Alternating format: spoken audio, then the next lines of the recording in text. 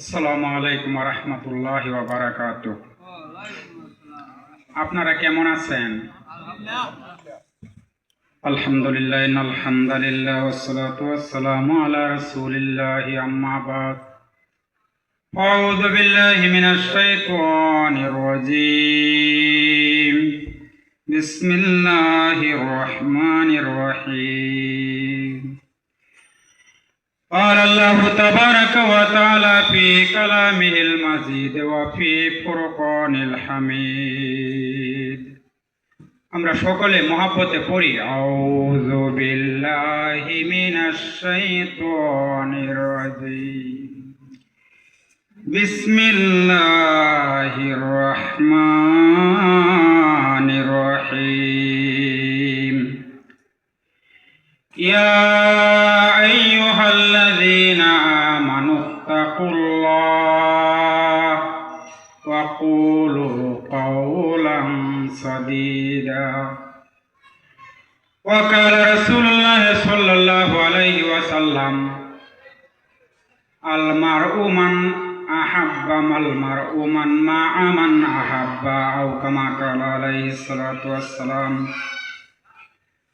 وقال تعالى إن الله وملائكته يصلون على النبي يا أيها الذين آمنوا صلوا عليه وسلموا تسليما।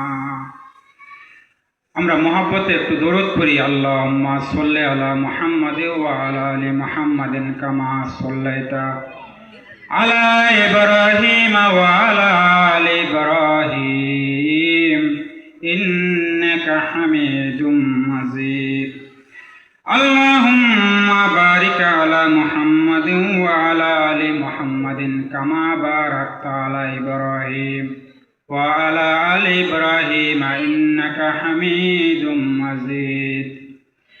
বালাগাল উলা বিকামালিহি কাশাফাত দুজা বিজামালিহি হাসুনাত জামিউ খিসালিহি সাল্লু আলাইহি ওয়া আলি লা ইলাহা ইল্লাল্লাহ। আমরা সবাই মহব্বতে পড়ি লা ইলাহা ইল্লাল্লাহ, লা ইলাহা ইল্লাল্লাহ, লা ইলাহা ইল্লাল্লাহ।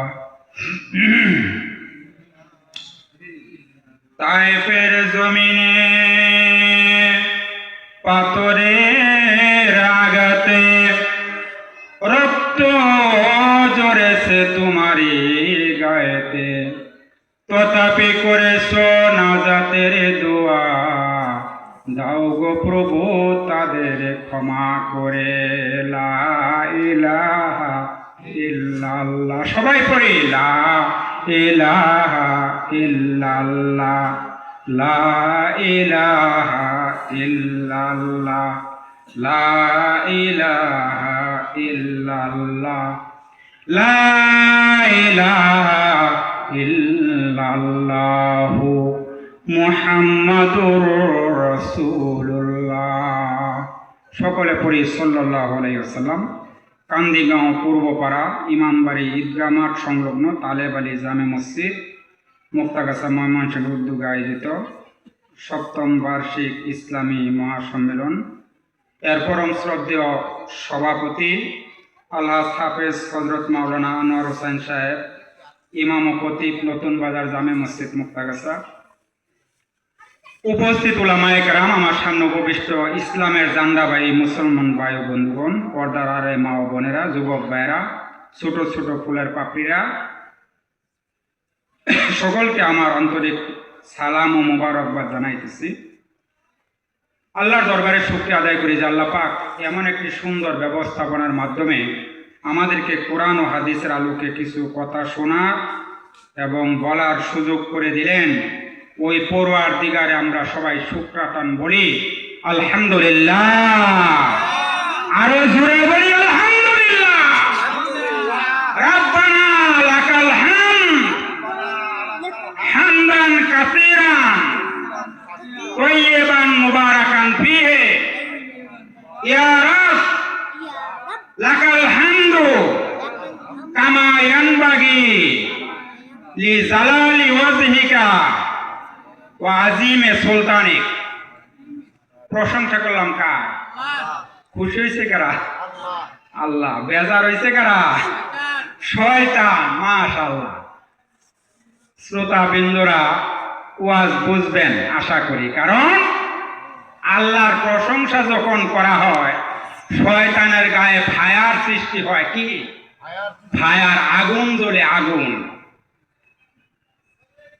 At first, the beginning of my speech, I am giving congratulations the authority of this mahfil for giving me an opportunity to deliver my something speech from the Holy Quran and Sunnah, because the Holy Quran and Sunnah our way to Jannah. আমাদের জান্নাতে যাওয়ার অবলম্বনটা কি বলেন তো দেখি? কোরআন এবং হাদিস। কোরআন এবং এইটা হলো আমাদের জান্নাতে যাওয়ার অবলম্বন। কথা বলেন, ঠিক বলছি না বেঠিক বলছি বলেন? আল্লাহ রাব্বুল আলামিন বলেন, ওয়া মান ইয়াবতাগি গায়রাল ইসলামি দীনান ফালাই ইউকবালা মিনহু ওয়া হুয়া ফিল আখিরাতি মিনাল খাসিরিন। চিৎকার করে বলেন আল্লাহু আকবার, আল্লাহু আকবার। আল্লাহ রাব্বুল আলামিন বলেন, এই পৃথিবীতে ইসলাম ছাড়া অন্য কোন ধর্ম যদি কোনো মানুষ অন্বেষণ করে সেটা তো আল্লাহ পাক অবশ্যই কবুল করবেন না। আর ওই লোকটা পক্ষান্তরে পরকালে হবে হাই হাই কোম্পানির ম্যানেজার। কি হবে? হাই হাই কোম্পানি ম্যানেজার হবে পরকালে। বলবে খালি হাই হাই, কেন উলামায়ে কেরামের কথা শুনছিলাম না, কেন কোরআন হাদিসের কথা শুনছিলাম না? চিৎকার করে বলেন সুবহানাল্লাহ। বসছেন এমন একটা জায়গার মধ্যে জান্নাতে যাওয়ার সার্টিফিকেট এখান থেকে দেওয়া হয়। জোরে বলেন সুবহানাল্লাহ। জায়গাটা কি? জান্নাতের বাগান। আপনারা জানেন আলহামদুলিল্লাহ। This is the garden of haven. এই হলো জান্নাতের। আমার ভাই বন্ধুগণ, না চলে আল্লাহ রাব্বুল আলামিন কোরআন শরীফের মধ্যে বলতেছেন, মা ইয়ালফিযু মিন কাওলিন ইল্লা লাদাইহি Rakibun আতীদ। There is no one that uttered by man which was not written in a diary by an honorable writer. বান্দা এমন কোন কথা, এমন কোন কাজ করে না যা আল্লাহ রাব্বুল আলামিন দুইজন সম্মানিত রাইটার দ্বারা লিপিবদ্ধ করতেছেন। জোরে বলেন সুবহানাল্লাহ। আপনার আমার কর্মকাণ্ড সব ফেরেশতারা লিপিবদ্ধ করতেছেন। চিৎকার মেরে বলেন সুবহানাল্লাহ, সুবহানাল্লাহ। এমন কোন মানুষ করে না যা আল্লাহ ফেরেশতার মাধ্যমে লিপিবদ্ধ করতেছেন না। তাহলে আজকে যে মাহফিলটার মধ্যে বসছেন এলাকায় কি বাবাজিরা বলেন তো মানুষই আপনারা কয়জনই ছিলেন? প্রচুর আছে বলতেছে শ্রোতারা, প্রচুর আছে। কিন্তু ভাগ্যে আমাদের এমন অবস্থা, ইসলামী মাহফিলগুলিতে আলোচনা করতে যায় এখানে মানুষ পাওয়া যায় না। আজকে বাবাজিরা যদি একটা নাটক থিয়েটার আয়োজন করা হইতো, একটা নাটকের আয়োজন করা হইতো, গানের আসরের আয়োজন করা হইতো, 20 প্লাটুন বিজেপি সেনাবাহিনী আনসার পুলিশ 20 প্লাটুন বিজেপি মোতায়েন করা পরিস্থিতি কন্ট্রোল করা সম্ভব হইতো না। ঠিক বলছি না ঠিক বলতে পারে? আজকে এই সমস্ত মাহফিলগুলি পুরা কপাল, মুসলমান পুরা কপাল। আজকে নবীর আদর্শ ছেড়ে আজকে অনুসরণ করতেছে আমরা ইহুদি খ্রিস্টান কাফেরদেরকে। জুড়ে বলেন ঠিক যাবে ঠিক? আমার নবীর আদর্শ অনুসরণ করা এই মাহফিল সাক্ষী রইল কিয়ামতের ময়দানে আল্লাহ রাসূলের সঙ্গে হাসর হবে ইনশাআল্লাহ। আল্লাহ কোরআনে বলতেছেন, শুনেন, কুনতুম তুহিব্বুনাল্লাহ ফাত্তাবিউনি ইউহিব্বুকুমুল্লাহ ওয়া ইয়াগফির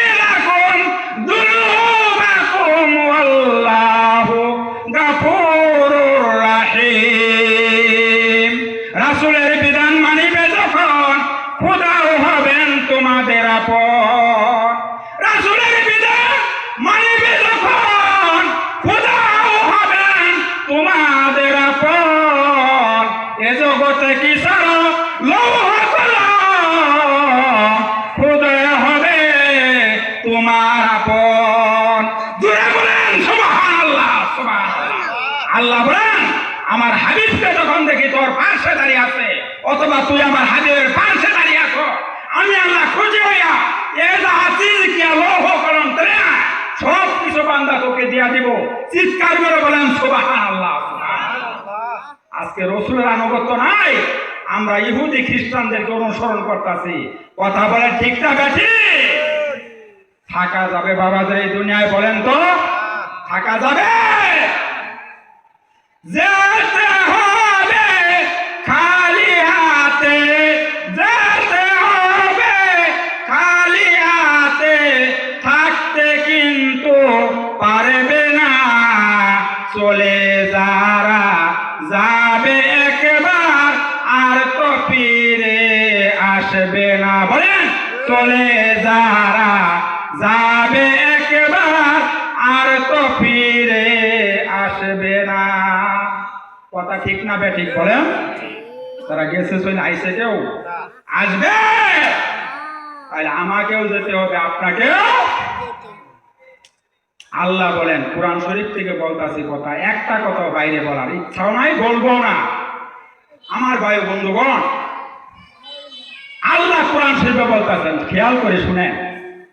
আল্লাহ আলাল ইনসানে হিনুম মিনাত তাহারি লাম ইয়াকুন শাইআম মাযকুরা।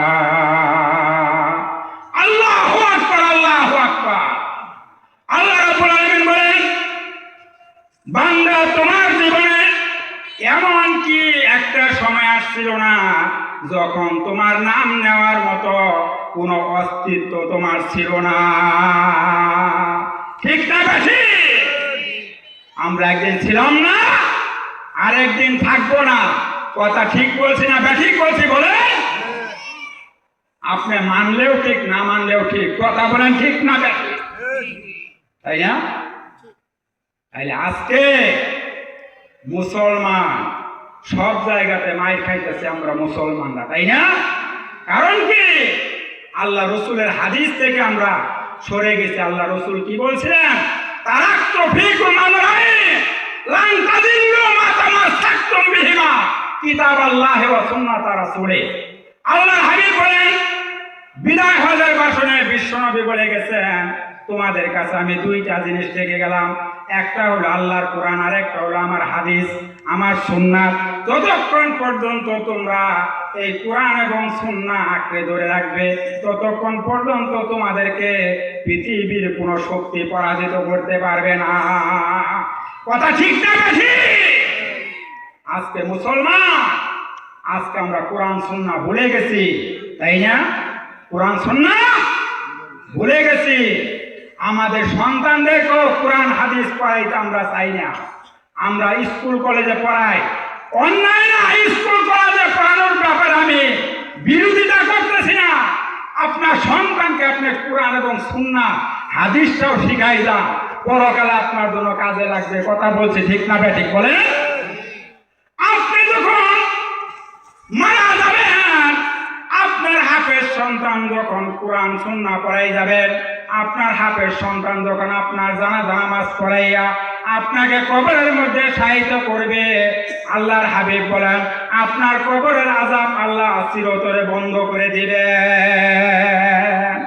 আর আপনার সন্তান যখন আপনার কবরের পাশে দাঁড়াইয়া দোয়া করবে, আপনারা দোয়াটা আমার সঙ্গে পড়েন, রাব্বির হামহুমা কামা রাব্বায়ানি সগীরা। এইভাবে যখন আপনার সন্তান আপনার কবরের পাশে দাঁড়াইয়া দোয়া করবে, আপনার সন্তানের চোখের পানি মাটিতে পড়ার আগে আল্লাহ রাব্বুল আলামিন আপনার কবরের আযাব, জিন্দেগীর আযাব মাফ করে দিবে। আজকে আমরা এমন সন্তান দুনিয়াতে রাখা যায় না যে সন্তান আপনার কবরের পাশে দিয়া মোবাইলে গান বাজাইয়া যাবে, মোবাইলে গান বাজাইয়া যাবে। এমন সন্তান দুনিয়াতে রাখা যায় না যে সন্তান আপনার কবরের পাশে দিয়ে গান বাজায় যাবে, রূপ রূপে আমার আগুন জ্বলে যৌবন বড় অঙ্গে। যখন ফেরেশতারা শুনবে ওর সন্তান রূপে আগুন জ্বালাইতেছে, ফেরেশতাদেরকে আল্লাহ বলবে তোর বাহের কবরের মধ্যে যে আগুন জ্বালা ফেরেশতা। কথা বলেন ঠিক বলছে না ঠিক বলছে? আল্লাহ হাবিব বলেন ওয়াল ওয়ালাদু সালিহুন ইয়াদউলা, আপনার সন্তান যখন আপনার জন্য দোয়া করবে সঙ্গে সঙ্গে আল্লাহ রাব্বুল আমিন আপনার সন্তানের দোয়া মঞ্জুর করে নেবেন। আল্লাহ হাবিব হাদিস শরীফে কাজ করেন তিন শ্রেণীর লোকের দোয়া আল্লাহ মঞ্জুর করে থাকেন। একজন হলো মুসাফির ব্যক্তি, একজন হলো মাজলুম ব্যক্তি 2 নাম্বার, 3 নাম্বার পিতা মাতার জন্য সন্তান যদি দোয়া করে অথবা সন্তান যদি পিতা মাতার জন্য দোয়া করে আল্লাহ রাব্বুল আমিন সঙ্গে সঙ্গে ওই দোয়া কবুল ও মঞ্জুর করে নেন।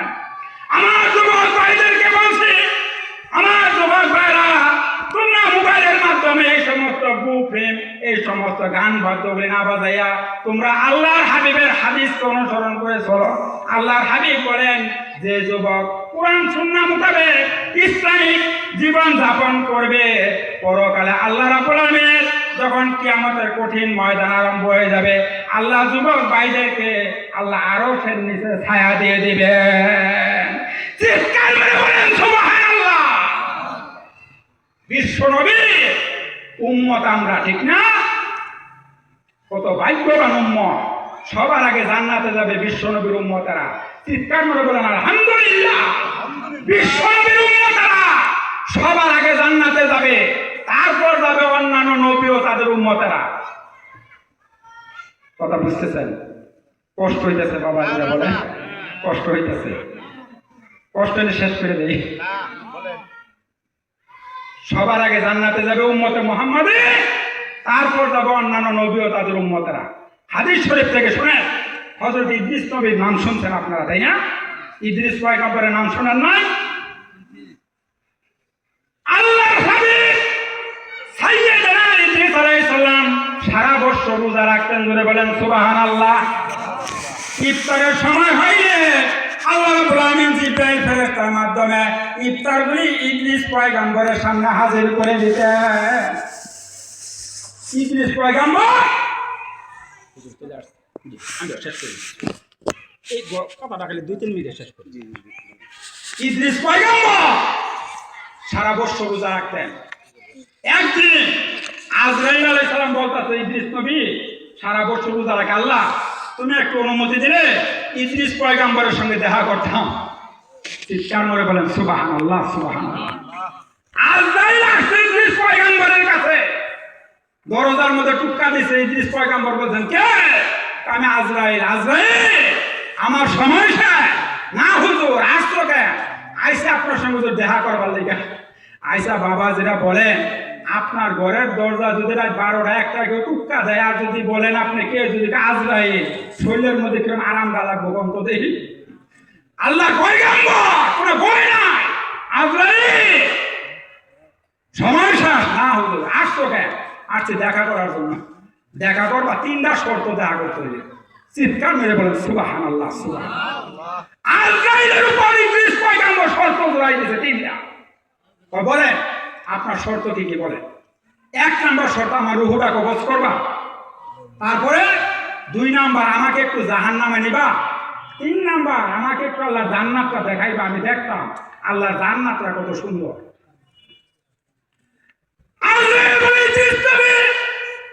হায়াত যদি কারো থেকে থাকে, রূহ কবজ করার ক্ষমতা আমার নাই।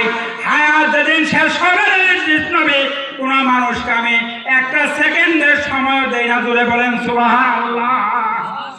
ইযা জাআ আজালুহুম লা ইস্তাখিরুনা সাআতাও ওয়া লা